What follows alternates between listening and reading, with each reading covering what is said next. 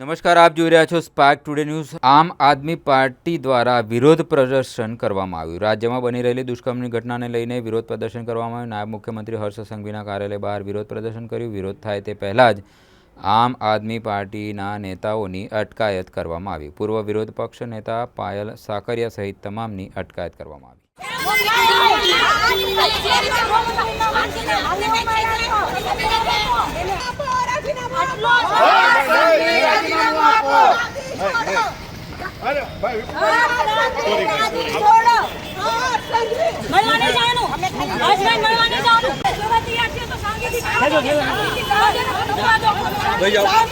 गाड़ी हटाओ साइड में। અમે માત્ર ને માત્ર હર્ષભાઈ ને પૂછવા જઈએ છીએ કે તમે શું એક્શન પ્લાન બનાવ્યો છે અને એક્શન પ્લાન અમે માત્ર ભાઈ પાછળ આવી જા। અમે માફિયા નથી। શાંતિ રાખો।